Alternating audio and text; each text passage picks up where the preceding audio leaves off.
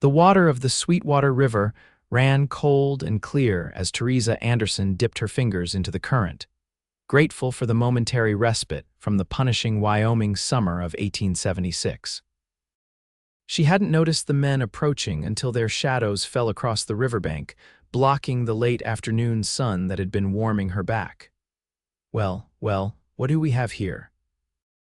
The largest of the four men stood with his thumbs hooked in his belt, a malicious smile spreading across his weathered face. A lady all alone out here is just asking for trouble. Theresa rose quickly to her feet, backing away until her heels were at the water's edge. Her heart hammered against her ribs as she calculated her options. Running seemed impossible with the four men positioned in a loose semicircle around her. The nearest town, Cody, was 3 miles away, and she'd foolishly walked out here alone.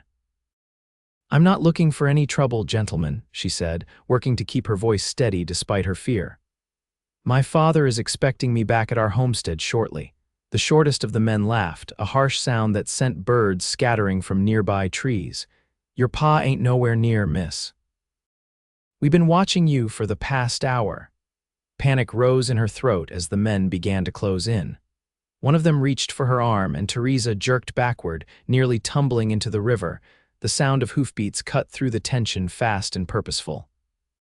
A cloud of dust rose on the horizon, and within moments, a lone rider appeared. The sun glinted off his revolver as he guided his horse directly between Theresa and her harassers. The stallion snorted and pranced, forcing the men to step back. "She's under my protection." The rider's voice was low but carried a weight of authority that made the four men hesitate. "I suggest you move along." Theresa looked up at her unexpected savior. He sat tall in the saddle, his broad shoulders squared beneath a dust-covered canvas coat. His face was partially shadowed by the brim of his hat, but she could make out the hard line of his jaw and the intensity in his eyes as he stared down the four would-be attackers. The leader of the group spat on the ground. "And who might you be, mister, to be telling us our business?" "The name's Colton Ivers," he replied, shifting slightly in his saddle. "Deputy Marshal out of Cheyenne. Now I'll say it once more, move along."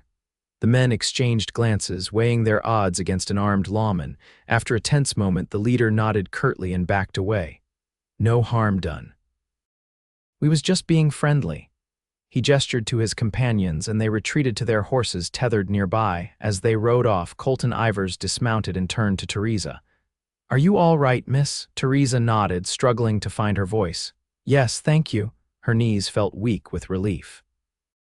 "I don't know what would have happened if you hadn't come along." "Nothing good," he said grimly, removing his hat. His hair was dark with sweat, and when he wiped his brow, Theresa was surprised to see how young he appeared, perhaps only a few years older than her own 22 years. "What brings you out to the river alone? It's not safe in these parts, even in broad daylight." "I needed some time to think," she admitted, smoothing her skirts with trembling hands. "My father passed 3 weeks ago, and the homestead feels suffocating sometimes." Compassion flickered across his features. "I'm sorry for your loss, Miss Anderson, Theresa Anderson, Miss Anderson," he nodded respectfully. "May I escort you back to your homestead? Those men might circle back once they've gathered their courage." Theresa hesitated only briefly before accepting. "That would be very kind, Deputy Ivers." As they walked side by side, his horse following obediently behind, Theresa couldn't help but steal glances at the man who had appeared so fortuitously. She had the distinct feeling that her life had just changed course, like the river before them dividing around a boulder permanently and irrevocably altered. "You mentioned you're from Cheyenne," she ventured after several minutes of silence. "What brings you all the way to Cody?" "Tracking a gang that's been hitting stage coaches between here and Casper," he replied. "Lost their trail about 2 days back, but caught word they might be holed up near Cody." "The Blackwater gang?" Theresa asked, recalling rumors that had been circulating through town. Colton nodded grimly. "The very same. Their leader, Silas Reed, has a particular fondness for robbing coaches carrying mine payrolls." He glanced at her. "You seem well informed for someone living out here." "My father was the town doctor before he took ill." People still come by with news and gossip when they need herbs or remedies. She paused, suddenly self-conscious. I've continued his practice as best I can. A lady doctor. There was no mockery in his voice, only curiosity. Not officially, she clarified quickly. I simply watched and learned. Women aren't exactly welcome in medical schools. Colton surprised her with a thoughtful nod. My mother was a midwife back in Missouri, saved more lives than the fancy doctor who'd ride in from St. Louis when he could be bothered. He smiled, a genuine expression that transformed his serious face. I've seen what capable women can accomplish when given half a chance. They crested a small hill, and Theresa's homestead came into view, a modest cabin with a barn and corral beside it. A thin wisp of smoke rose from the chimney. Her housekeeper, Mrs. Winters, would be preparing supper. Will you stay for a meal, Deputy? The invitation surprised Theresa as much as it seemed to surprise him. It's the least I can offer for your timely intervention. Colton hesitated, his eyes scanning the horizon as if seeking the men who had threatened her earlier. I should continue to town before nightfall. Please, she insisted. The days grow long and lonely out here. Company would be welcome. Something in her voice must have reached him, for he nodded once. I'd be honored, Miss Anderson. As they approached the cabin, Theresa felt an unfamiliar lightness in her chest. For the first time since her father's passing, she found herself looking forward to the evening ahead, a small reprieve from grief, courtesy of a stranger who had ridden between her and danger without hesitation. Mrs. Winters looked up in surprise when they entered, her eyes widening at the sight of Colton. The older woman's face creased into a smile that conveyed both relief and curiosity. Mrs. Winters, this is Deputy Marshal Colton Ivers, Theresa announced. He'll be joining us for supper. Pleased to meet you, madam, Colton said, removing his hat respectfully. A lawman at our table. What a pleasant surprise, Mrs. Winters replied, already moving to set another place. The stew has been simmering all day, and there's fresh bread cooling by the window. As they settled around the simple wooden table, Theresa felt a strange sense of rightness, as if Colton had always been meant to sit in that chair, sharing their meal. The thought was unsettling in its intensity, and she quickly dismissed it as a product of her gratitude and loneliness. How long do you plan to stay in Cody, Deputy? Mrs. Winters asked as she ladled stew into bowls. That depends on how quickly I can locate the Blackwater gang, he replied. Could be days, could be weeks. Theresa's heart gave an unexpected leap at the possibility of weeks. Where are you staying while in town? Haven't given it much thought yet, Colton admitted. The sheriff's office has a cot, or there's the hotel if I'm feeling extravagant. Mrs. Winters and Theresa exchanged glances. We have a spare room above the barn, Theresa offered tentatively. It's nothing fancy, but it's clean and private. My father used it as a study, but… She trailed off, the familiar ache of loss momentarily stealing her words. I couldn't impose, Colton began, but Mrs. Winters cut him off. Nonsense, it makes perfect sense. The homestead needs a man's presence with those ruffians about, and you need a proper place to rest. It's settled. Colton looked to Theresa, who nodded her agreement. Only if it doesn't interfere with your duties, of course. It's actually closer to where I suspect the gang is hiding out, he admitted. And I'd rest easier knowing you weren't alone out here, especially after today's encounter. As the meal progressed, conversation flowed more easily than Theresa had expected. Colton spoke of his childhood in Missouri, his journey west after the war, and his eventual commission as a deputy marshal. In turn, Theresa shared stories of growing up as a doctor's daughter, learning to identify herbs and set bones from the time she could walk. By the time Mrs. Winters served apple pie for dessert, the initial awkwardness had dissolved completely. Laughter filled the cabin for the first time in months, and Theresa found herself studying Colton's face when he wasn't looking, the way his eyes crinkled at the corners when he smiled, the small scar near his right eyebrow, the thoughtful way he listened when she spoke. After dinner, Colton insisted on helping with the dishes despite Mrs. Winters' protests. As they stood side by side at the wash basin, their hands occasionally brushing in the soapy water, Theresa felt a flutter of something she hadn't experienced before, a connection that seemed to transcend their brief acquaintance. "I'll show you to the barn room," she offered once the kitchen was clean. "It's simple but comfortable enough." They walked together across the yard, the setting sun casting long shadows before them. Inside the barn, a ladder led to a small loft that had been converted into a study. A narrow bed stood against one wall, a desk beneath a window that overlooked the property, and bookshelves filled with medical texts and journals. "My father spent many evenings up here, researching treatments or writing correspondence," Theresa explained, lighting an oil lamp. "I haven't had the heart to change anything since he passed." Colton ran his fingers along the spines of the books, treating them with a reverence that touched her. "Your father was clearly a learned man. He believed knowledge was the greatest gift one could possess," she replied softly. "He taught me to read medical texts before fairy tales." "A wise man," Colton said, turning to face her. In the warm glow of the lamp, his features seemed softer, his eyes reflecting the small flame. "Thank you for your hospitality, Miss Anderson. It's more than I deserve." "Theresa," she corrected him, surprising herself. "Please call me Theresa." "Theresa," he repeated, her name sounding different in his deep voice. "Then you must call me Colton." A moment of silence stretched between them, filled with unspoken possibilities. Theresa felt herself drawn toward him, an invisible pull she couldn't explain. The distant howl of a coyote broke the spell. Colton cleared his throat and stepped back slightly. "You should get back to the house before it gets too dark." "Yes, of course." Theresa moved toward the ladder, suddenly aware of the impropriety of being alone with him in the fading light. "Breakfast is usually at sunrise. Please join us if your duties allow." "I'll be there," he promised. As Theresa made her way back to the cabin, she couldn't shake the feeling that something significant had begun, something that would alter the course of her carefully ordered life in ways she couldn't yet imagine. In the days that followed, a routine quickly established itself. Colton would rise before dawn, check his horse and equipment, then join Theresa and Mrs. Winters for breakfast.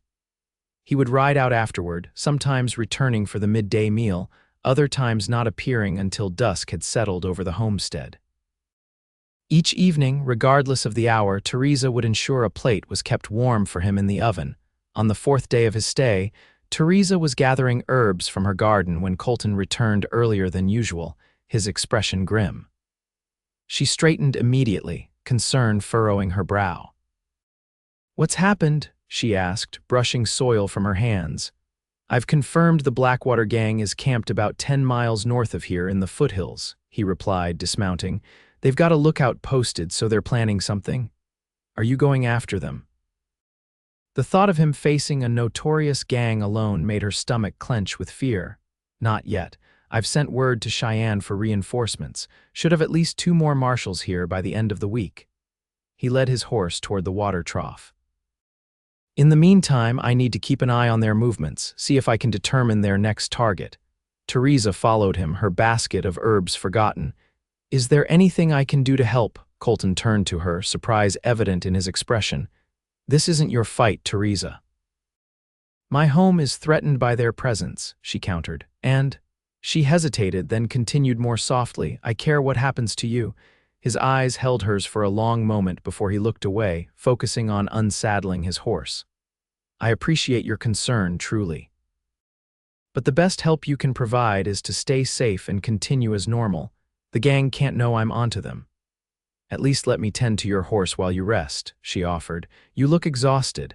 Colton relented with a nod. "Thank you. I could use an hour or 2 of sleep before heading back out." As he walked toward the barn, Theresa watched him go, noting the weariness in his stride. Over just a few days, his well-being had become inexplicably important to her. She turned her attention to his horse, a handsome chestnut gelding named Rusty, and began the familiar routine of brushing and feeding. When Colton emerged from the barn 2 hours later, he looked somewhat refreshed. He found Theresa in the kitchen, preparing a bundle of food.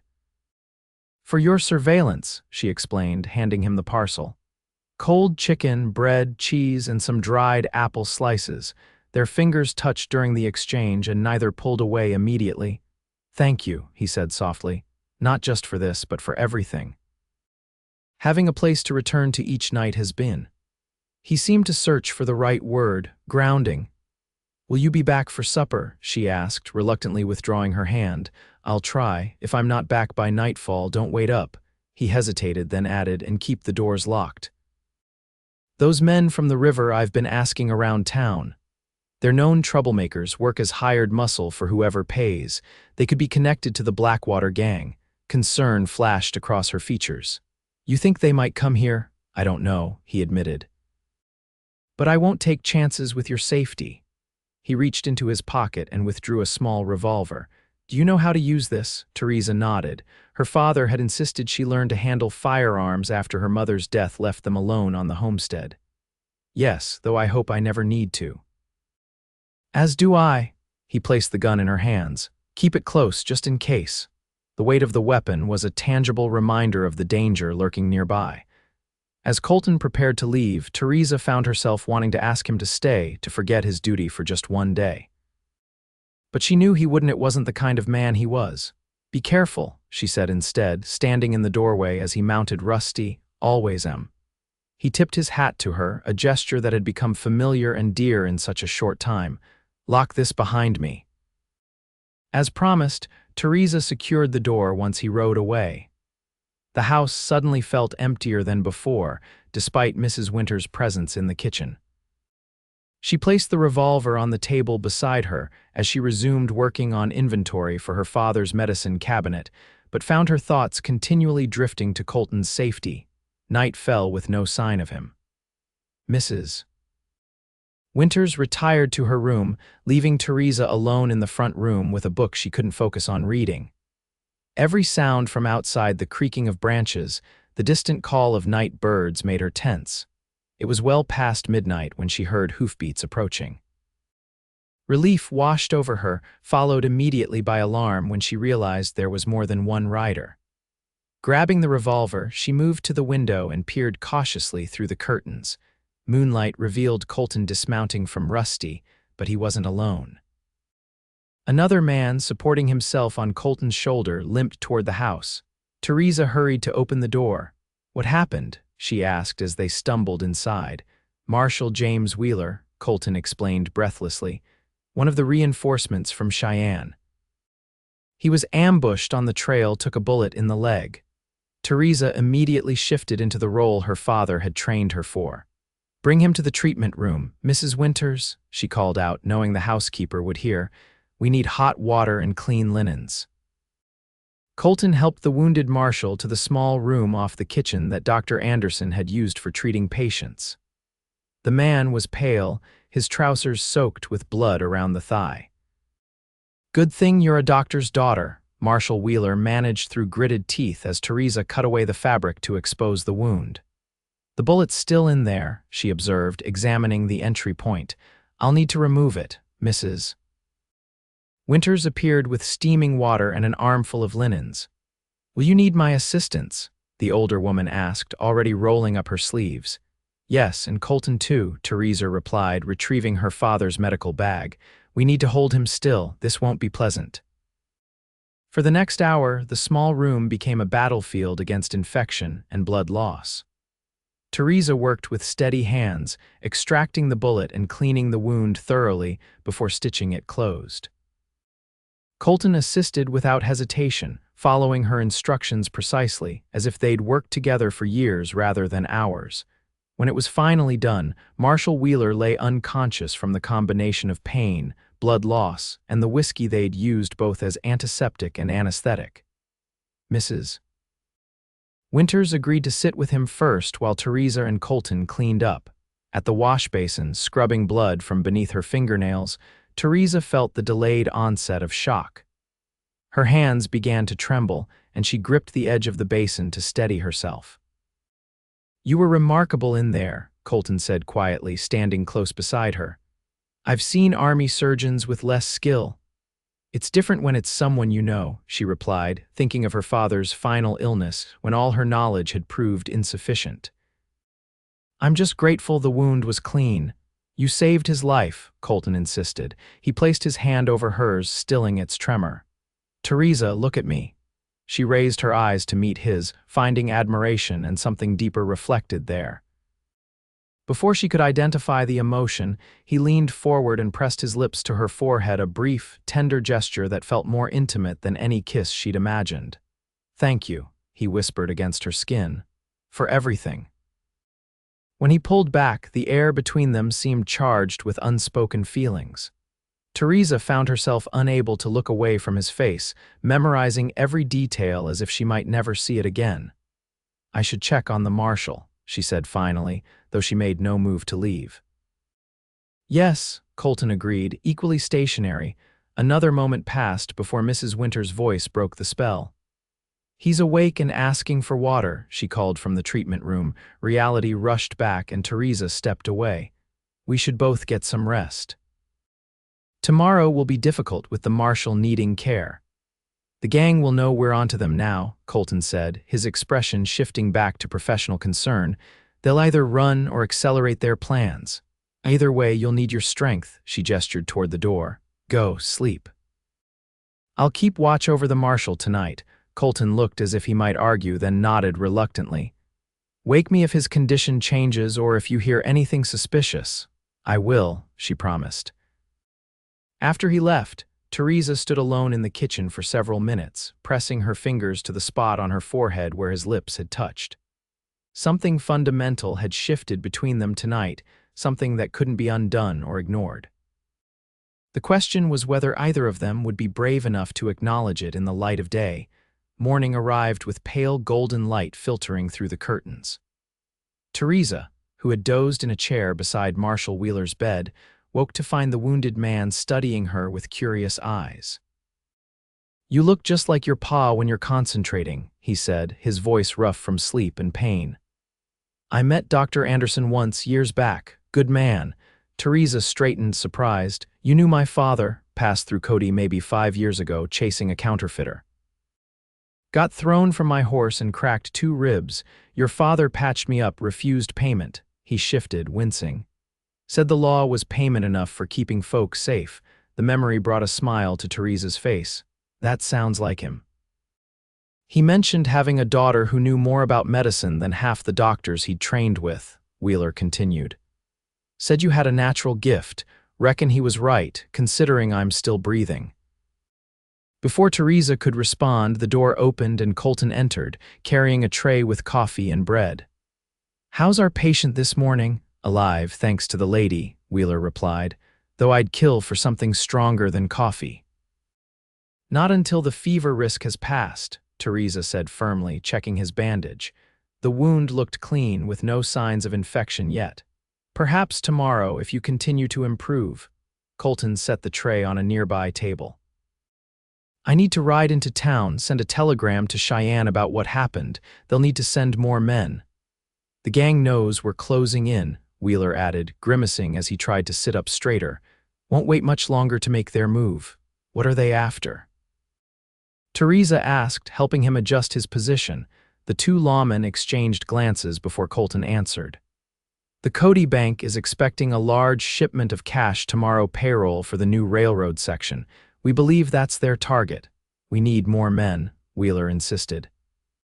"Silas Reed doesn't do anything small. He'll have at least 8 men with him, all armed to the teeth." "The town sheriff can deputize a few locals," Colton suggested. "Between us, we might have enough to set a trap." Theresa listened to their planning with growing concern. The odds seemed stacked against them, even with reinforcements.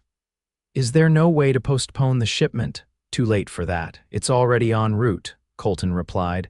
"Our best chance is to be ready when they strike." As they discussed strategies, Theresa found herself increasingly fearful for Colton's safety. The thought of him facing a gang of ruthless outlaws made her chest tighten painfully.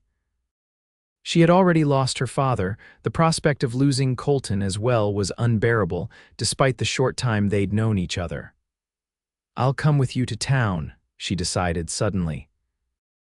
"I need supplies if I'm to properly care for the marshal, and I can help send the telegrams while you speak with the sheriff." Colton looked as if he might object, then nodded. "We'll leave within the hour. Mrs. Winters can watch over Marshal Wheeler." True to his word, they departed for Cody once Mrs. Winters had been briefed on the marshal's care. Riding side by side, Theresa on her dappled mare and Colton on Rusty, they maintained a vigilant watch of their surroundings. "You think those men from the river might recognize you in town?" Theresa asked as they approached the outskirts. "Possibly, but they won't try anything in broad daylight with witnesses about," Colton replied. "Still, stay close to me." The town of Cody bustled with activity wagons unloading supplies, shopkeepers sweeping their storefronts, cowboys milling about between saloons. Several people greeted Theresa warmly, though she noticed their curious glances at her companion. Their first stop was the telegraph office, where Colton dictated messages to be sent to Cheyenne and the nearest outposts. Next, they visited the sheriff's office, a small building with a sign that had seen better days. Sheriff Thomas Mercer was a man in his 50s with a bushy mustache and perpetually suspicious eyes. He listened gravely as Colton explained the situation with the Blackwater gang. "I've been expecting trouble," the sheriff admitted, stroking his mustache. "Been too quiet lately. But we're short-handed as it is. Lost my deputy last month to a ranch job that paid better." "We need at least 4 more men," Colton pressed. "Reliable men who can handle themselves in a firefight," the sheriff nodded slowly. "I can think of a few who might help. The Miller brothers are solid, and old Jake Thompson was an Army scout before he retired. There's also Dawson at the livery, served with me during the war.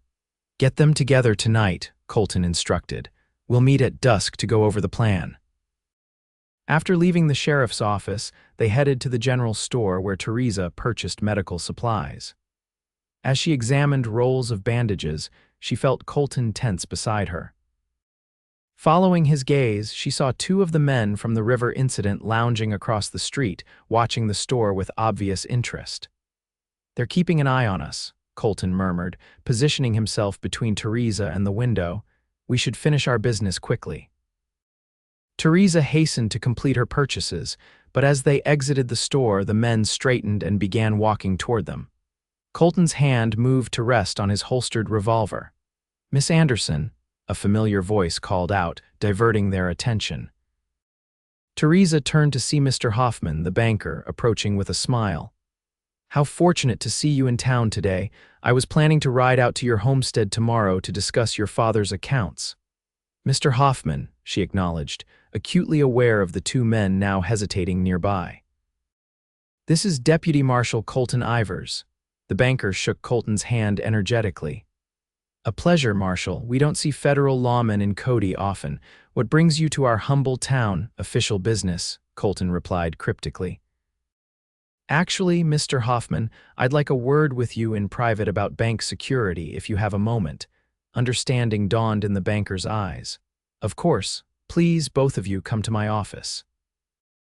Theresa noticed with relief that the 2 men from the river had retreated at the banker's arrival. They followed Mr. Hoffman to the imposing brick building that housed the Cody Bank and Trust. Inside his oak-paneled office, Colton explained the threat posed by the Blackwater gang. The banker's jovial demeanor quickly evaporated. "The payroll shipment is due tomorrow afternoon," he confirmed gravely. $15,000 for the railroad workers and another $5,000 for the Henderson mine operation. "That's a tempting target," Colton observed. "We need to ensure it's protected the moment it arrives in town." As they discussed security arrangements, Theresa found herself studying Colton's profile, the determined set of his jaw, the alertness in his eyes. In just a matter of days, his presence had become essential to her, like air or water. The realization was both exhilarating and terrifying. When their business with the banker concluded, they stepped back onto the street. The day had advanced, shadows lengthening as afternoon waned. "We should head back before dark," Colton suggested, helping Theresa mount her mare. As they rode out of town, Theresa noticed his frequent glances over his shoulder. "Do you think we're being followed?" "Almost certainly," he replied grimly, "but I'd rather have them watching us than planning something we're not aware of." They had traveled about a mile when Colton suddenly signaled for her to stop. He dismounted, examining the ground with focused attention. "What is it?" she asked, anxiety creeping into her voice. Fresh tracks, he answered, pointing to hoofprints in the soft earth. At least 3 riders heading in the direction of your homestead, and they're moving fast. Fear gripped Theresa's heart. Mrs. Winters and Marshal Wheeler there alone and vulnerable. We need to hurry. Colton swung back onto Rusty. Stay close behind me, but if there's trouble, you ride for the sheriff. Don't stop for anything. Understand, Theresa nodded, though the thought of leaving him to face danger alone was abhorrent. They urged their horses into a gallop, dust rising in their wake as they raced toward the homestead. The sun was setting as they crested the final hill, casting long shadows across the property below. 3 horses were tethered outside the cabin, confirming Colton's suspicions. Theresa's pulse quickened as they slowed their approach, dismounting in the shelter of a small copse of trees. Wait here, Colton whispered, drawing his revolver. I'm coming with you, she insisted. It's my home, my responsibility. Before he could argue, a shout echoed from the cabin, followed by the distinctive sound of breaking glass. Colton's expression hardened. Stay behind me, he ordered, no longer attempting to dissuade her. And be ready to run if I tell you to. They moved silently toward the cabin, using the gathering dusk as cover. Through a window, Theresa could see 3 men, the same ones from the river, confronting Mrs. Winters. There was no sign of Marshal Wheeler. As they reached the porch, they could hear Mrs. Winters' defiant voice. I told you there's no marshal here. Now get out of my kitchen before I take this skillet to your thick skulls. Colton motioned for Theresa to stay back, then positioned himself beside the door. In one fluid motion, he kicked it open and stepped inside, his revolver leveled at the intruders. Hands where I can see them, he commanded. Now. The 3 men froze, their expressions shifting from surprise to calculation. The largest of them, the leader from the river encounter, slowly raised his hands, a smirk playing at his lips. Well, if it ain't the hero lawman, he drawled. We was just having a friendly chat with the lady here about your whereabouts. Harassing defenseless women seems to be a habit of yours, Colton replied coldly. It's a bad one to keep in my presence. Mrs. Winters took advantage of the distraction to back away, clutching her iron skillet like a weapon. They were asking about the marshal, she explained, her voice steady despite her evident fear. I didn't tell them anything. Where's Marshal Wheeler? Theresa asked from the doorway, unable to remain silent any longer. The leader's eyes shifted to her, recognition flaring. Well, the river lady herself. Silas said you might be involved with the law, but I didn't believe him until now. Answer her question, Colton demanded, stepping closer. Where's Marshal Wheeler? Ain't seen no other marshal, one of the other men volunteered, his nervous glance toward the back of the cabin betraying his lie. Colton's expression darkened. Search the house, he instructed Theresa. Mrs. Winters, go with her. As the women moved carefully toward the treatment room, Colton kept his revolver trained on the 3 intruders. You're working for Silas Reed, he stated. That makes you accessories to robbery, assault on a federal officer, and likely murder. We ain't killed nobody, the 3rd man protested weakly. Yet, Colton added, but attempting to silence a wounded marshal suggests you were planning to. Theresa's voice called from the back room. Colton, he's here and he's alive, but they've roughed him up badly. Relief flickered across Colton's features, though his aim never wavered. You 3 are under arrest, face down on the floor, hands behind your backs. For a tense moment, it seemed the men might resist. Then, with a muttered curse, the leader slowly began to comply. The others followed suit. Lying prone on the wooden floorboards, Colton quickly bound their wrists with leather straps Mrs. Winters provided from the kitchen. Once they were secured, he checked each for hidden weapons before allowing Theresa to enter the main room again. Wheeler needs attention, she reported. They didn't reopen his wound, thankfully, but he's taken blows to the face and ribs. Go to him, Colton nodded. I'll watch our guests until the sheriff arrives. The sheriff?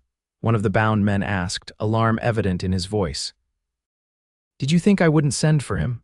Colton's smile was cold. A telegram was dispatched from town before we left. Sheriff Mercer and his deputies should be here within the hour. It was a bluff. They had discussed no such plan with the sheriff, but the men didn't know that. Their expressions revealed their belief in Colton's words and with it, a growing fear. "Silas won't like this," the leader muttered. "He's expecting us back tonight with information." "Silas Reed will have bigger problems soon enough," Colton replied. Starting with the failure of his bank robbery plan. The man's eyes widened in surprise, confirming that Colton's intelligence about the Blackwater gang's intentions was correct. Theresa, watching from the doorway, felt a surge of admiration for Colton's strategic thinking. "Mrs. Winters," Colton addressed the housekeeper who stood vigilantly nearby, still clutching her skillet. "Would you be so kind as to prepare coffee? I suspect we'll have a long night ahead and I'd like our prisoners awake for questioning." The older woman nodded, seeming relieved to have a familiar task to focus on. "Right away, Deputy." As she moved toward the stove, Theresa returned to Marshal Wheeler's side. The injured lawman was conscious but clearly in pain, his face bruised and swollen where the intruders had struck him. "They wanted to know how much I'd told Colton," Wheeler whispered as she gently cleaned his cuts, "and whether reinforcements were coming. Rest now," she advised, applying a cooling salve to his bruises. "Help will be here soon." In truth, Theresa wasn't certain what Colton planned to do with their 3 prisoners or how they would manage to transport them to town without leaving the homestead vulnerable. As if sensing her concerns, Colton appeared in the doorway. "How is he?" he asked quietly. "Battered but stable," she replied. "His fever's down, which is a good sign for the leg wound." Colton nodded, then lowered his voice further. "I need your help. Do you have paper and ink? I need to write a message to the sheriff." "In my father's desk," she answered. "But how will you deliver it?" "That's where I need your help. Your mare is the fastest horse we have. If you ride hard, you can reach town in under an hour." Alarm flashed through her. "You want me to leave you alone with 3 outlaws and 2 injured people?" "They're securely bound," he assured her. "And it's our best chance. The gang will be looking for me or Wheeler, not you. You can slip past them in the darkness." Theresa wanted to protest, to insist there must be another way, but she recognized the logic in his plan. Still, the thought of leaving him filled her with dread. "What if they have friends watching the homestead?" she asked. "Then we're already in trouble," he admitted.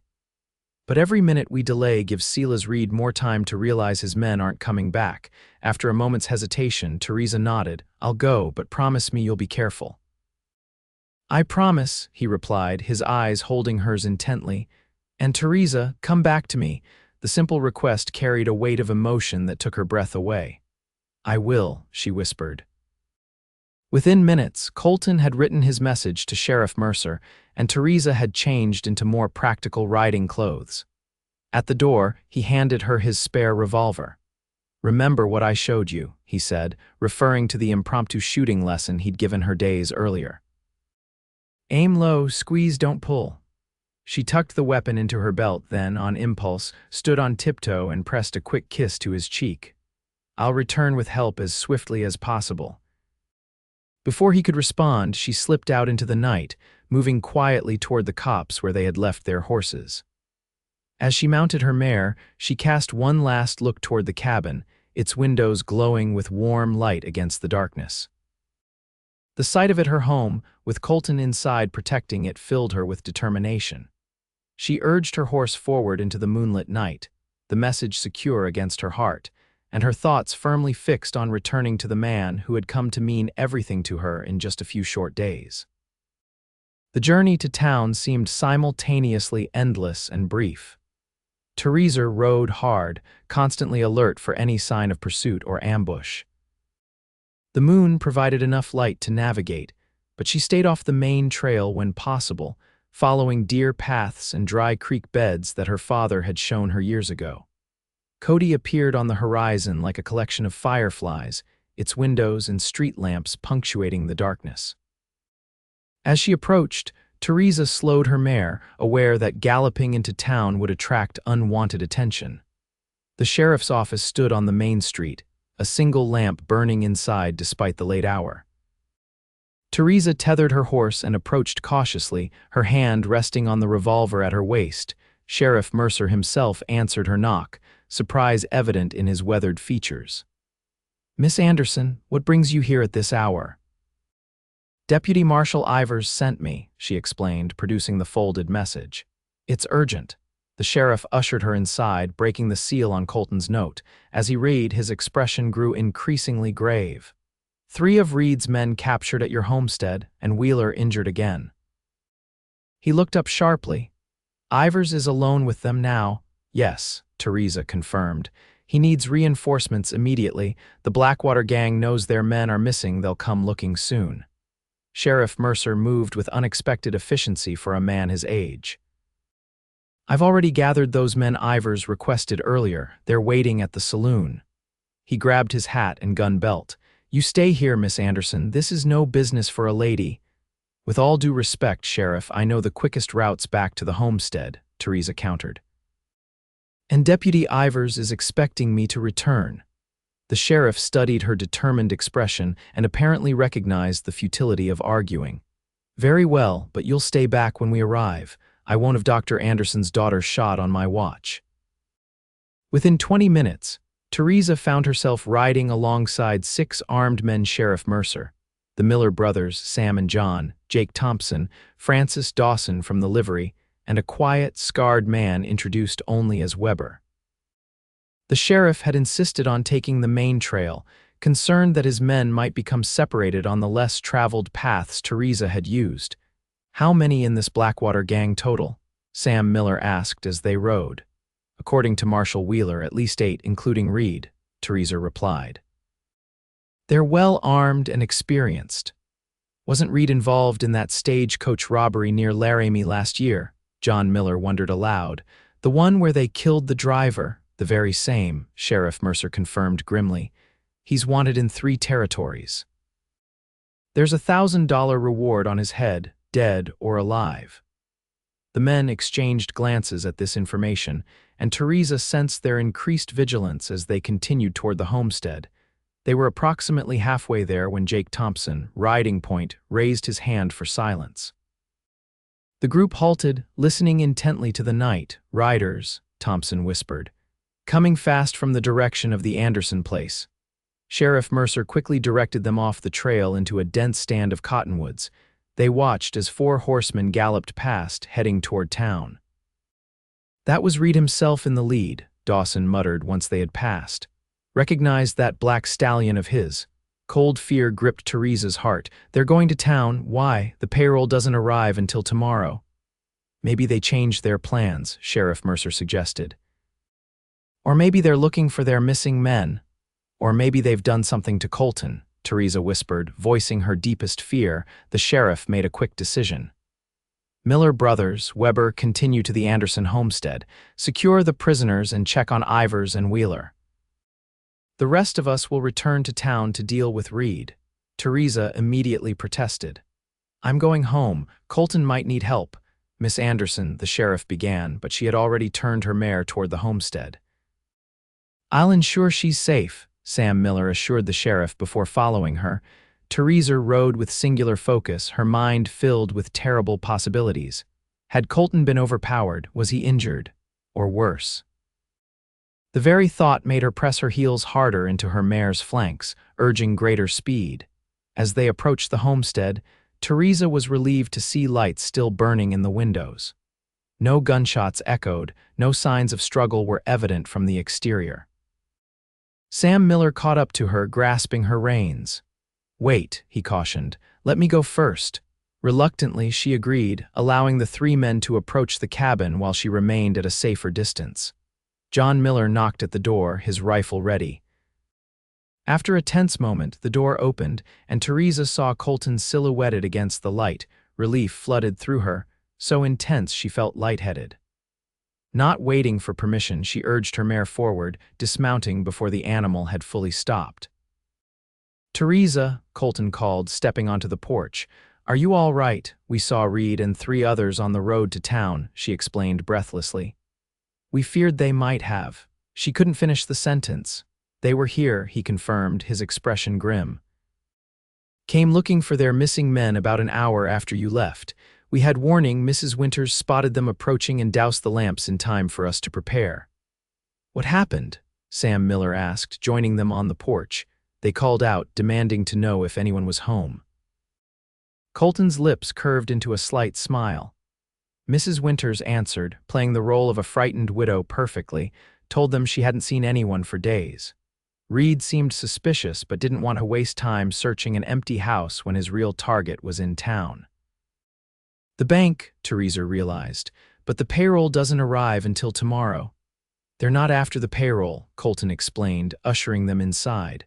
At least, not directly. Reed plans to break his brother out of the Cody jail tonight, then hit the bank when the payroll arrives tomorrow. Inside, Theresa was surprised to find their 3 prisoners still securely bound, but now gagged as well. Marshal Wheeler sat propped up in a chair, his revolver trained on the men despite his injuries. Mrs. Winters was calmly pouring coffee as if hosting an ordinary social gathering. The sheriff and the others have gone back to town, John Miller informed Colton. They'll try to intercept Reed before he reaches the jail. Then we need to join them, Colton decided. Reed's expecting the element of surprise. If the sheriff is prepared, we can end this tonight. What about these 3? Weber asked, nudging one of the prisoners with his boot. They stay here under guard, Colton replied. Mrs. Winters has proven herself quite capable with a shotgun. The housekeeper smiled serenely, patting the weapon that rested across her lap. Indeed I have, Deputy.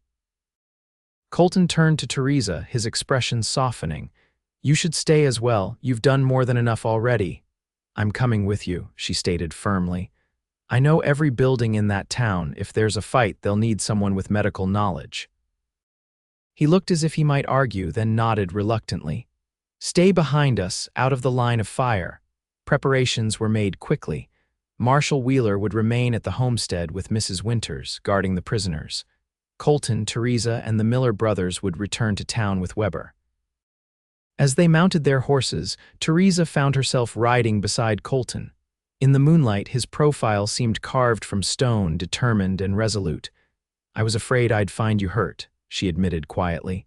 When we saw Reed heading toward town, I thought. I know, he replied, his voice equally soft. When they appeared at the homestead, my first thought was gratitude that you weren't there. We seem to be taking turns saving each other, she observed with a faint smile. A habit I hope we can continue for a very long time, he answered, his meaning unmistakable. The simple statement sent warmth spreading through Theresa's chest despite the cool night air. There would be time later, she promised herself, to explore the full implications of his words. For now, they had a town to protect and outlaws to capture. They rode hard toward Cody, the urgency of their mission keeping conversation to a minimum. As they approached the outskirts, Colton signaled for a halt. No gunfire yet, Sam Miller observed. That's either very good or very bad. We'll approach from different directions, Colton decided. Sam, John circle around to the north side of Main Street. Weber, take the south. Theresa and I will come in from the east near the doctor's office. That gives us a clear view of both the jail and the bank. The men nodded, accepting his leadership without question. Before they separated, Colton added, remember, Reed and his men won't hesitate to use townspeople as shields if cornered. Be certain of your shots. Theresa followed Colton through the quiet back streets of Cody. Most buildings were dark at this late hour, though a few saloons still showed lights and the faint sounds of piano music.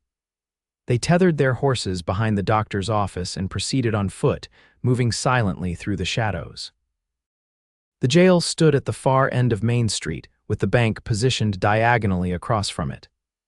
As they reached the corner of the doctor's office, Theresa spotted Sheriff Mercer and his remaining men positioned strategically around the jail. Of Reed and his gang, there was no sign. Something's wrong, Colton whispered. They should have been here by now. A flicker of movement near the bank caught Theresa's attention. Colton, she breathed. Look. In the shadows beside the bank's side entrance, 2 figures worked at the door. Even from this distance, Theresa could tell they were attempting to pick the lock rather than force it open. They changed plans, Colton realized. They're hitting the bank first tonight when it's unguarded. The sheriff doesn't see them, Theresa observed. He's focused on the jail. Colton weighed their options quickly. We need to alert the sheriff without warning Reed's men. He glanced at Theresa. I have an idea, but I need you to create a distraction, something that will draw the sheriff's attention but seem natural. Like what? Can you pretend to be ill? Approach the jail directly, calling for help. The sheriff knows you're with us, he'll realize something's wrong.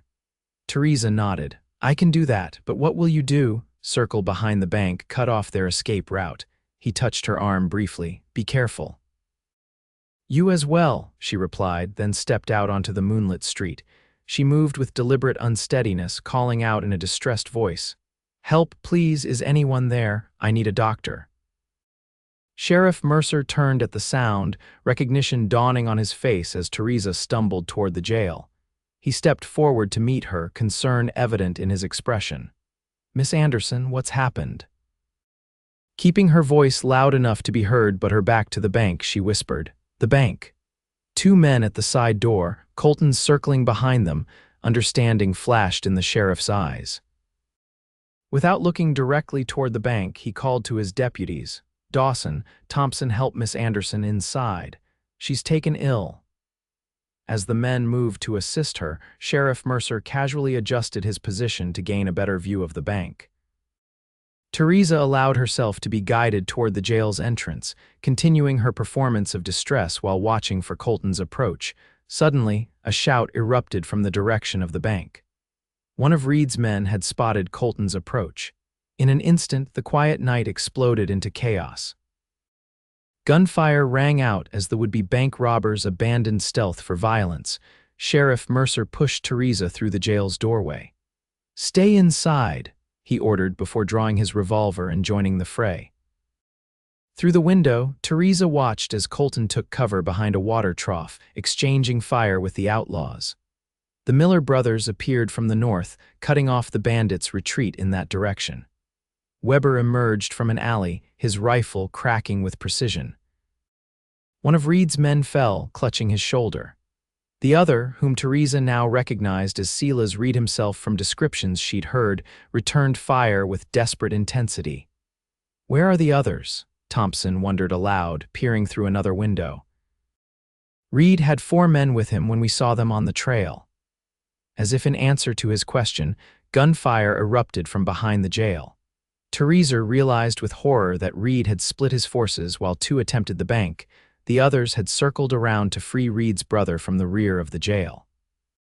They're breaking in through the back, she warned. Dawson immediately moved to secure the door connecting the sheriff's office to the cells. We need to hold them off until the sheriff and the others can deal with Reed. The sound of splintering wood confirmed her fears. Reed's men were forcing their way into the jail's rear entrance. Theresa glanced around for a weapon, finding only a scattergun mounted on the wall. She reached for it, remembering Colton's brief lessons. Miss Anderson, get down. Dawson shouted as bullets punched through the thin wooden wall, separating them from the cell block.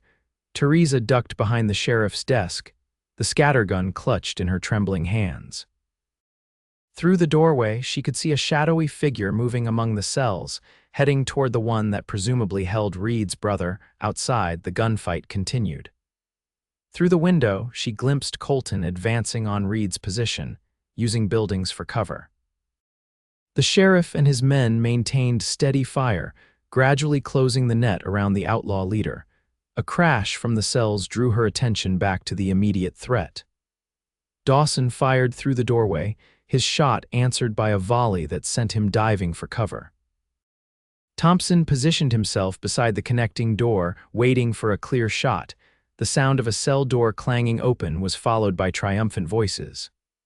Got him. Let's go. They're escaping with the prisoner, Thompson warned. We can't let them reach their horses. Dawson nodded grimly. Miss Anderson, stay here. He moved toward the rear door, Thompson following cautiously. Left alone in the sheriff's office, Theresa felt her heart pounding against her ribs. Outside, the gunfire had intensified. She inched toward the window, desperate to see what was happening. Colton was now engaged in a direct exchange with Silas Reed, both men using storefronts for protection as they fired and repositioned. The sheriff lay wounded near the water trough, though he continued to direct his remaining deputies. Of the Miller brothers, she could see only Sam, reloading his rifle from behind an overturned wagon. A movement in her peripheral vision caused Theresa to turn. To her horror, one of Reed's men had circled around and was approaching the jail's front entrance directly where she stood. Without time to think, she raised the scattergun and fired as he burst through the door. The blast caught him in the chest, the force of it throwing him backward onto the boardwalk. The gun's recoil sent Theresa stumbling back against the desk, ears ringing from the explosion. Outside, the dynamic of the fight suddenly shifted. Colton had managed to flank Reed, catching the outlaw leader in a crossfire with the Miller brothers. After a desperate attempt to break free, Reed threw down his weapon, hands raised in surrender. Near the back of the jail, Theresa heard more gunfire, followed by shouts of "Drop it!" and "Don't move." Thompson's voice rose above the others, declaring, "We've got them, prisoner secure." As quickly as it had begun, the battle for Cody ended. Sheriff Mercer, despite his wound, personally clapped irons on Silas Reed. The Miller brothers secured the remaining gang members, while Dawson and Thompson ensured Reed's brother remained safely locked in his cell. Theresa remained in the sheriff's office, the scattergun still in her hands, unable to fully process what had just occurred. It wasn't until Colton appeared in the doorway, his face streaked with gunpowder but otherwise unharmed, that she finally lowered the weapon. "Theresa," he breathed, relief evident in his voice. "Are you hurt?" She shook her head, then glanced at the body on the boardwalk. I shot him. He was coming in and I just—" Colton crossed the room in 3 strides, taking the gun gently from her hands and setting it aside. Without hesitation, he pulled her into his arms, holding her tightly against his chest. "You did what you had to do," he murmured against her hair. "He would have killed you without a second thought." She closed her eyes, focusing on the steady beat of Colton's heart beneath her cheek. "Is it over?" "Truly over." "It's over," he confirmed. "Reed and his entire gang are either dead or in custody. The sheriff's wounded, but not seriously. No townspeople were hurt." Theresa pulled back slightly to look up at his face. "And you, are you really uninjured?" A smile tugged at his lips. "Not even a scratch, though I think I've aged 10 years in the past hour watching you walk out into the street like that." Before she could respond, Sam Miller appeared at the door. "Ivers, we need you outside. The banker's arrived, wants to thank you personally for saving his money." Colton nodded, his arms still around Theresa. "I'll be right there." When they were alone again, he looked down at her with an expression that made her breath catch. "Theresa Anderson," he said softly, "in just a few days, you've become more important to me than anything in this world. When this is all sorted out, when the prisoners are transported and my report is filed, we need to talk about the future. Our future, if you'll have me." Joy bloomed in her chest, warm and unexpected after the terror of the night. "I think I'd like that very much, Deputy Marshal." He leaned down, his lips meeting hers in a kiss that promised everything she'd ever wanted but never dared hope for. It was gentle yet passionate, tentative yet certain a beginning rather than an end. When they parted, Theresa knew with absolute certainty that her life had been forever changed the moment Colton Ivers rode between her and danger at the Sweetwater River. What had started as a chance encounter had blossomed into something profound and enduring, a love that would withstand whatever challenges lay ahead. And in the wild, untamed territory of Wyoming, with its dangers and hardships, Theresa Anderson had found not just protection, but partnership, passion, and the promise of a future brighter than she could have imagined. The days following the Blackwater gang's capture were a flurry of activity in Cody. The town buzzed with excitement as news spread of the thwarted bank robbery and the apprehension of the notorious outlaws. Silas Reed and his surviving men were held in the jail under heavy guard, while arrangements were made to transport them to Cheyenne for trial. Colton found himself the reluctant center of attention. Townsfolk stopped him on the street to shake his hand or slap his back in congratulation. The banker hosted a celebration dinner at the hotel, presenting Colton with a substantial reward that he immediately tried to refuse. "The money belongs to the town," he insisted during the dinner. "Split it between Sheriff Mercer's office and those who helped capture Reed." "Nonsense," Mr. Hoffman declared. "The reward is yours, Marshal Ivers.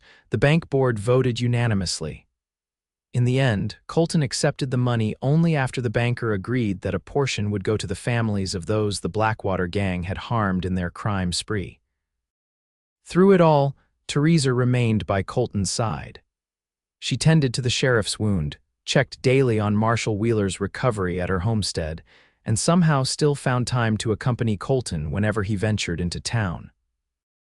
On the third day after the shootout, they walked together down Main Street, Theresa's hand tucked into the crook of Colton's arm. The afternoon sun bathed the town in golden light, and for once, no urgent matters demanded their attention. 3 telegrams came from Cheyenne today, Colton told her as they strolled. My superiors are quite pleased with the outcome. They're sending a prison wagon for Reed and his men should arrive in 2 days.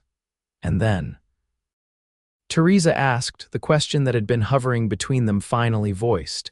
Will you return to Cheyenne? Colton stopped walking, turning to face her. That depends entirely on you, Theresa. On me. She looked up at him, hope and uncertainty mingling in her expression. I've requested a transfer, he explained, to the Wyoming territory, specifically the region that includes Cody. Theresa's breath caught. You're staying, if you'll have me, he replied softly. These past days have shown me what truly matters in life, and it isn't chasing outlaws across the territories. It's having someone to come home to, someone to build a future with. A smile bloomed on her face, radiant with joy. I would have followed you to Cheyenne, you know, or anywhere else. Colton's heart swelled at her words. You wouldn't have to. Your life is here, your homestead, your father's medical practice, the people who depend on you. I wouldn't ask you to leave that behind. But what about your career? Surely there are more opportunities in Cheyenne than here. There are greater rewards in Cody, he countered, taking her hands in his. Besides, the transfer comes with a promotion. Senior Deputy Marshal for the Northern Wyoming Territory. I'd still travel some, but this would be my home base. Senior Deputy Marshal Ivers, Theresa tested the title. It suits you, he laughed softly. Not as well as another title I've been considering. Oh, and what might that be? Colton's expression grew serious. Husband, if you do me the honor of becoming my wife. Though they had spoken of the future in general terms, this was the first time either had explicitly mentioned marriage. Theresa's eyes widened, her lips parting in surprise. Colton, are you certain? We've known each other such a short time. I've never been more certain of anything, he assured her.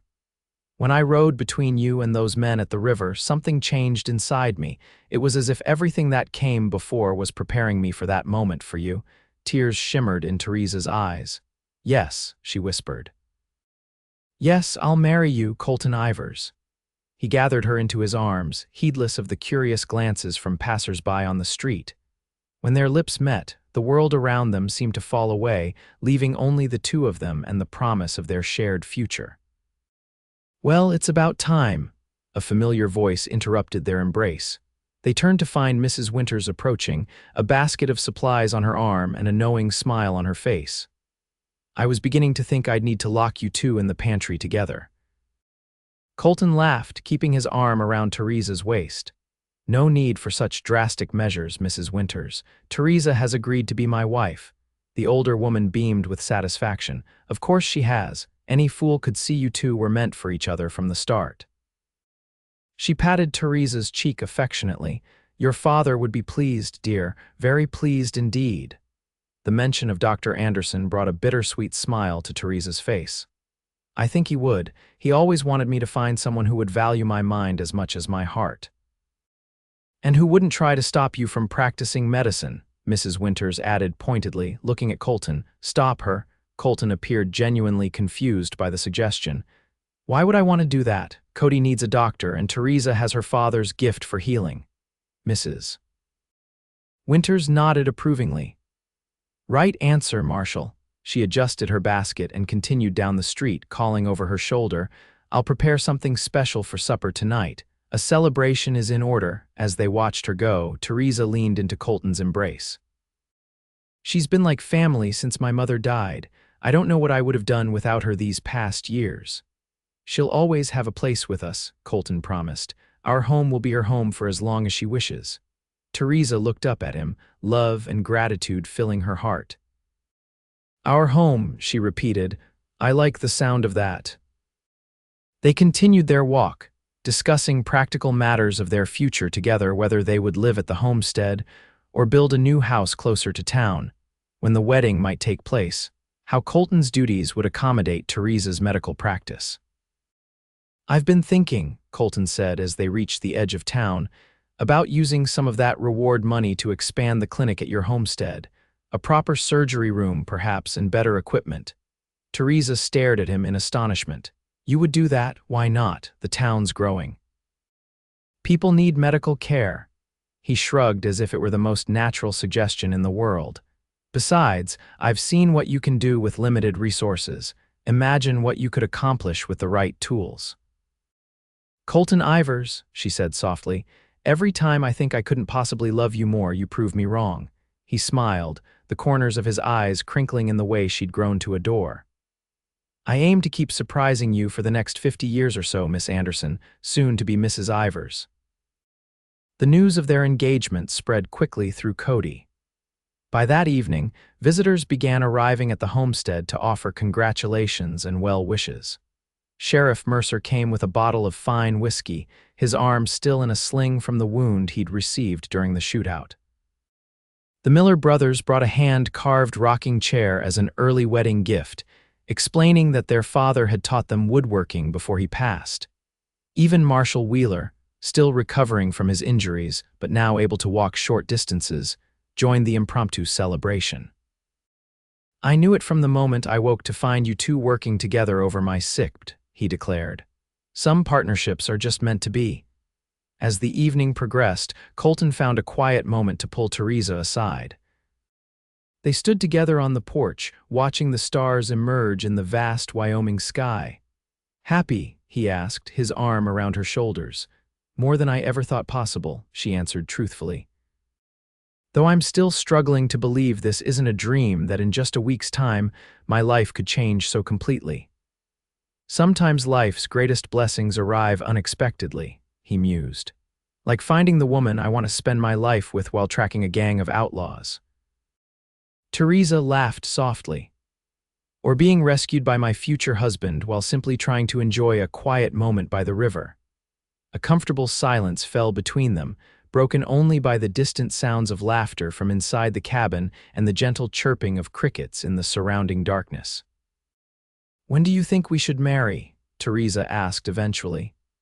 I don't need a grand wedding, but I would like Mrs. Winters to have time to prepare properly. Colton considered the question. I need to escort Reed and his men to Cheyenne for trial, which will take at least 2 weeks for the journey there and back. After that, I'm at your disposal, my lady.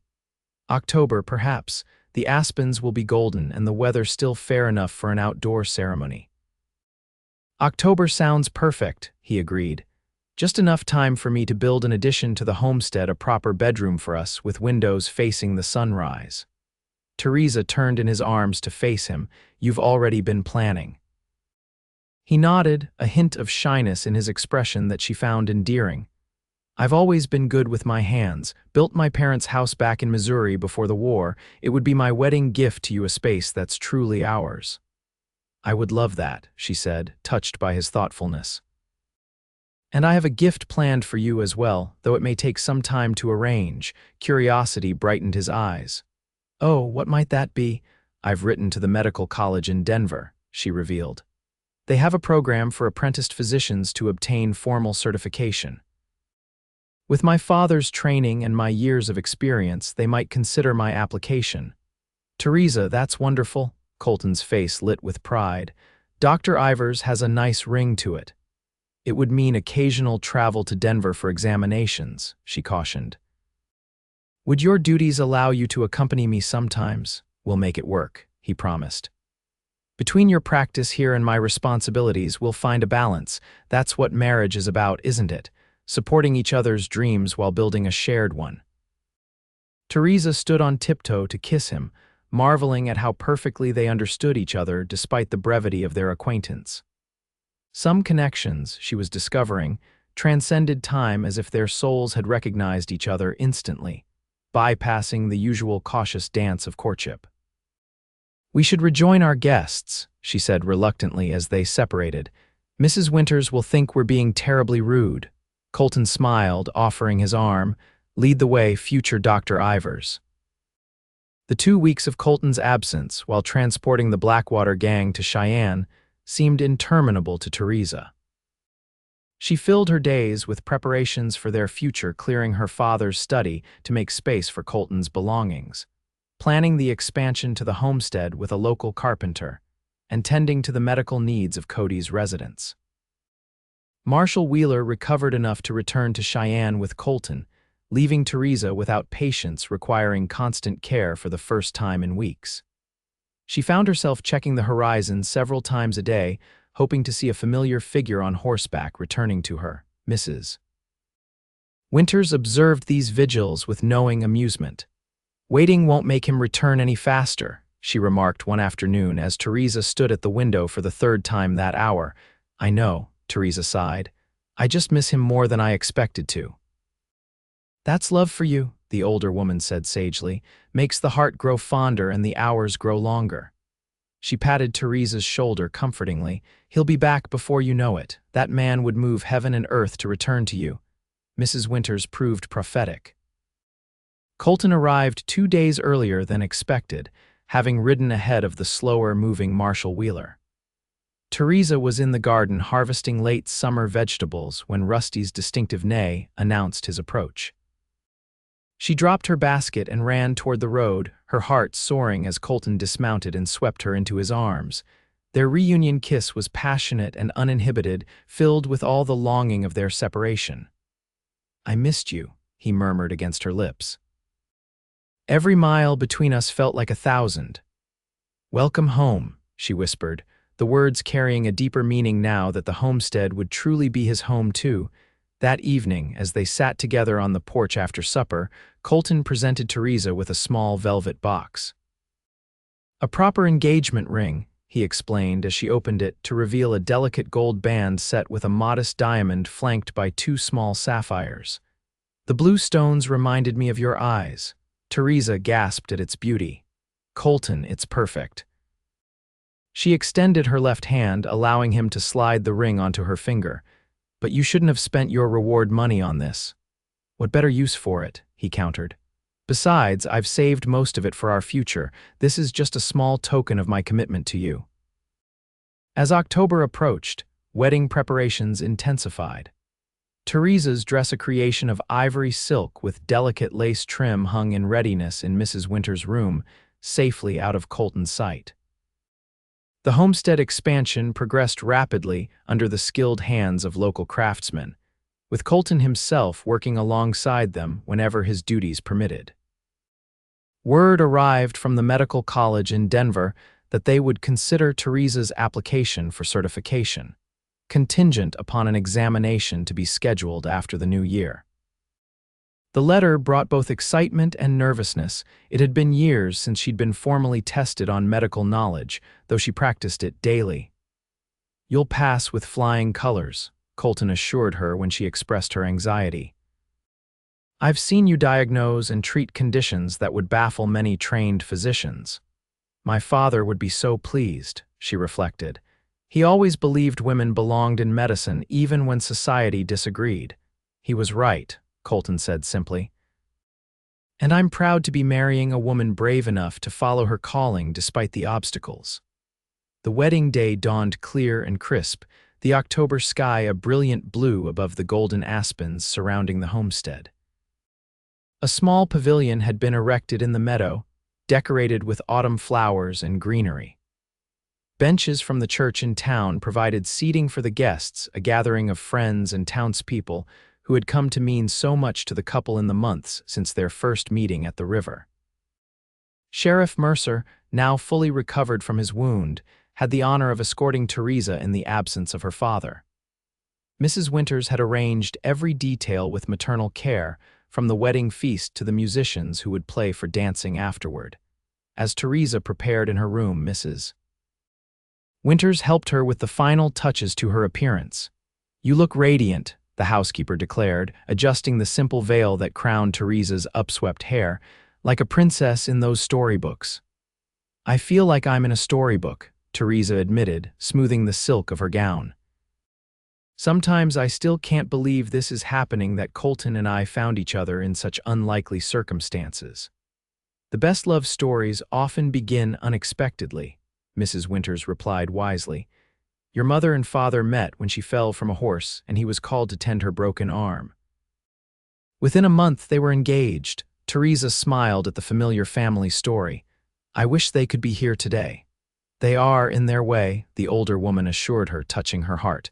Right here, and they would be so proud of the woman you've become. A knock at the door signaled that it was time.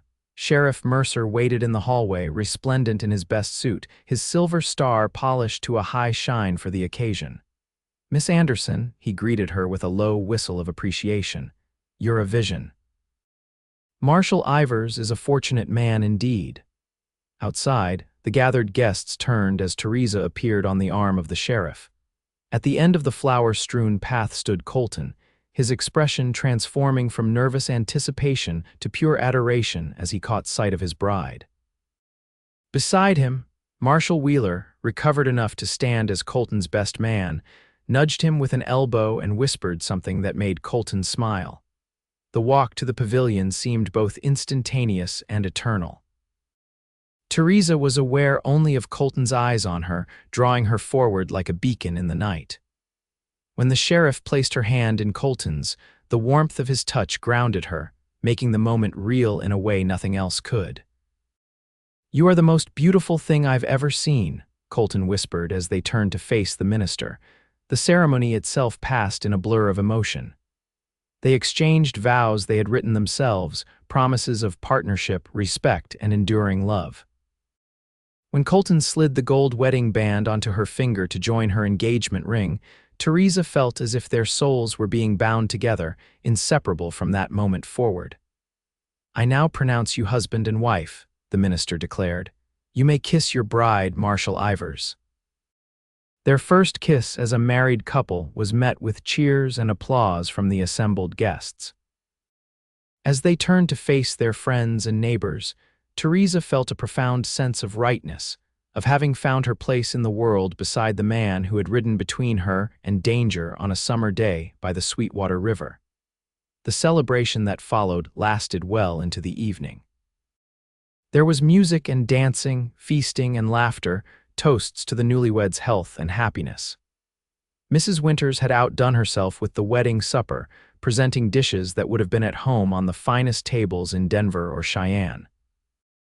As dusk settled over the homestead, lanterns were lit, casting a warm glow over the festivities. Colton led Theresa in a dance beneath the stars, holding her close as they swayed to the fiddle's melody. Happy, Mrs. Ivers? He asked, echoing the question he'd posed months earlier on this very porch. Completely, Mr. Ivers, she replied, resting her head against his chest. Today marks the beginning of our greatest adventure together. The first of many, he promised. I intend to make every day an adventure with you by my side. Later, when the last guests had departed and Mrs. Winters had retired to her room with strict instructions not to be disturbed until noon the following day, Colton carried Theresa across the threshold of their new bedroom. The space was exactly as he'd promised, spacious and well-crafted, with large windows positioned to capture both the sunrise and the view of the distant mountains. Our sanctuary, he said, setting her gently on her feet. Built with love for love. In the privacy of their marital chamber, they discovered each other anew, their passion tempered by tenderness, their desire deepened by devotion. For Theresa, the intimacy they shared transcended physical pleasure, becoming a sacred communion of two souls who had found in each other the missing piece of themselves. Dawn found them still awake, wrapped in each other's arms as the first light of their married life together painted the eastern sky. Theresa traced the contours of Colton's face with gentle fingers, memorizing every line and angle. I love you, she whispered, the simple declaration containing worlds of meaning. And I love you, he replied, capturing her hand and pressing a kiss to her palm. Now and always. As the sun rose over the Wyoming wilderness, casting golden light through their bedroom windows, Theresa Anderson Ivers knew with absolute certainty that her life had been forever altered by a chance encounter at a river, and by the brave, honorable man who had declared her under his protection. What had begun as a moment of danger had blossomed into a lifetime of love, partnership, and purpose. Together, they would face whatever challenges the frontier might present, secure in the knowledge that they had found in each other not just protection, but completion. In the years that followed, Cody grew and prospered, as did the Ivers family. Theresa obtained her medical certification from the Denver College, becoming one of the first female physicians officially recognized in the Wyoming territory. Her practice expanded to include a small hospital wing built onto their homestead, where she trained a succession of young women in the healing arts. Colton continued his work as a marshal, earning respect throughout the territory for his fair-minded approach to law enforcement. Though his duties often required travel, he always returned to Theresa, their homestead becoming a beacon of stability in a still wild land. Their first child, a son they named James after Colton's father, arrived a year after their wedding. He was followed 2 years later by a daughter, Elizabeth, who inherited her mother's healing touch and her father's sense of justice. Eventually, a third child, another son named William, completed their family, Mrs. Winters remained with them, becoming Grandma Winters to the children, her wisdom and love an integral part of the household. Sheriff Mercer retired but stayed in Cody, often visiting to share stories of the old days with the Ivers children, who never tired of hearing how their parents had met and defeated the notorious Blackwater gang. On quiet evenings, when the children were asleep and their duties completed, Colton and Theresa would often sit together on the porch, watching the stars emerge over the land they both loved. Their hands would find each other, fingers intertwining as naturally as breathing, still happy. Colton would sometimes ask, a smile playing at the corners of his mouth, and Theresa would always answer, more than ever, knowing it was the simple truth. For in the wild expanse of the Wyoming territory, they had found not just a home, but a love story written in courage, compassion, and the enduring promise of protection made at her riverside, a promise that had grown into a lifetime of shared dreams and fulfilled hopes, of challenges faced together and joys multiplied by sharing. It was, they both agreed, the greatest adventure either could have imagined, and one that would continue for all their days to come.